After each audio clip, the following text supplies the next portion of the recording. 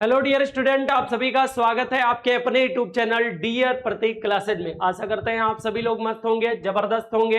आप सभी लोग थंबनेल देख लिए होंगे।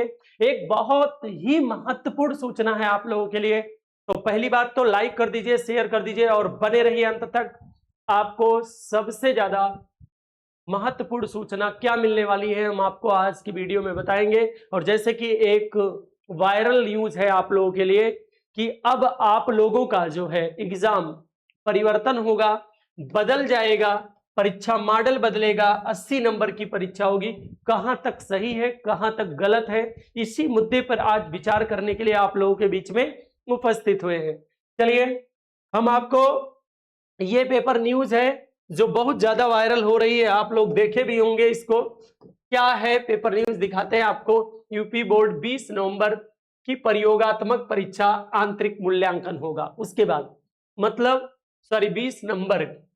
20 नंबर की जो प्रयोगात्मक परीक्षा होगी, बाकी 80 नंबर की आपकी आंतरिक परीक्षा, आंतरिक मूल्यांकन होगा।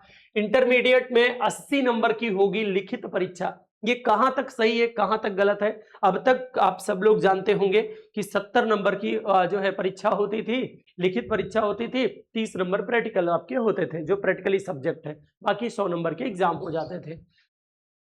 अब आप देखिए, ये विशेष है, संयोग मिश्र हैं एक जो है रिपोर्टर इनके द्वारा लिखी गई प्रयागराज की सूचना है। यूपी बोर्ड की इंटरमीडिएट लिखित परीक्षा अब 80 नंबर की होगी। स्पष्ट कहा गया है, कोई संदेह नहीं, 80 नंबर की होगी इनके द्वारा।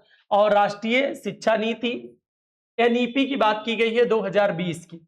राष्ट्रीय पाठचर्या की रूपरेखा एनसीएफ 2023 एवं राष्ट्रीय मूल्यांकन केंद्र की सिफारिशों के आधार पर राज्य शिक्षा संस्थान समेत अन्य संस्थानों में 11वीं और 12वीं के 80 नंबर का प्रश्न पत्र तैयार किया गया है।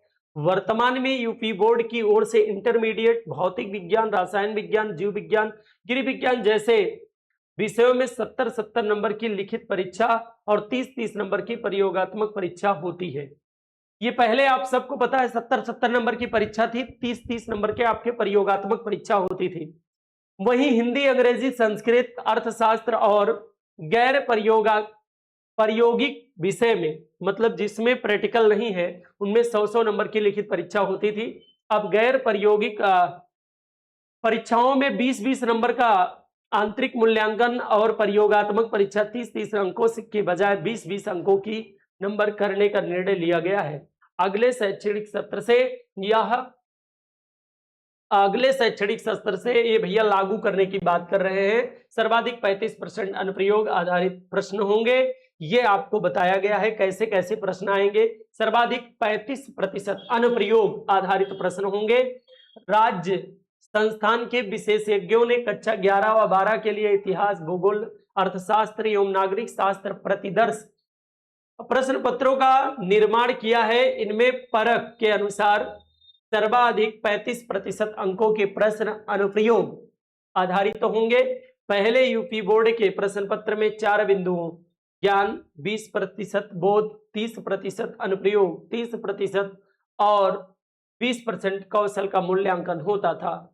अब नए प्रश्न पत्र के जरिए 6 बिंदुओं पर ज्ञान 17% इनको बदल दिया गया है और बोध 17.5 और अनुशोध 35% बढ़ा करके, अनुशोध को पहले कम हुआ करता था, अब उसे 35% कर दिया गया। इस प्रकार में इनकी रूपरेखा बदली है।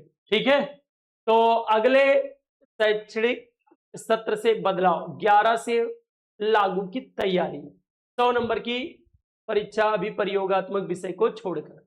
चलिए, हम आपको बताते हैं ये जो अभी 11 वाले हैं, 11th वाले हैं, इन्हीं के लिए सबसे बड़ी सूचना है। 12 वाले तो क्रॉस कर जाएंगे, इनके लिए सूचना नहीं है। इनको अभी से तैयार करने के लिए बोर्ड कह रहा है, इनको तैयार करेगा, उसके बाद चेंज करेगा। तो ये सूचना मतलब आप समझ गए होंगे कि अब आपको इतना समझना है कि एनसीईआरटी अभी पेपर तक बहुत बढ़िया से लागू नहीं हो पाया था।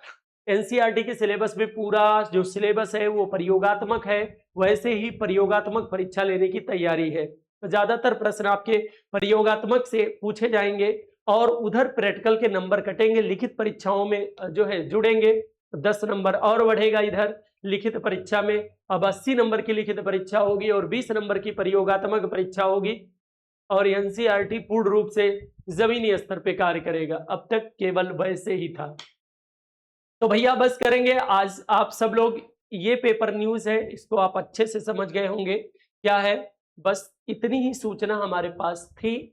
यदि आप फेसबुक से जुड़े हैं तो कृपा करके आप सभी लोग फॉलो कर लीजिए और यदि आप यूट्यूब से देख रहे हैं तो सब्सक्राइब कर लीजिए। बस करते हैं आज के लिए, वाणी को विराम देते हैं, मिलते हैं अगले अगले अगले वीडियो में।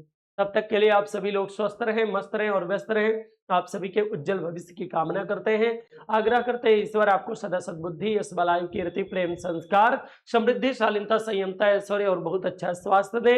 इन्हीं शुभकामनाओं के साथ आज हम अपनी वाणी को यही विराम देते हैं। बहुत बहुत धन्यवाद डियर।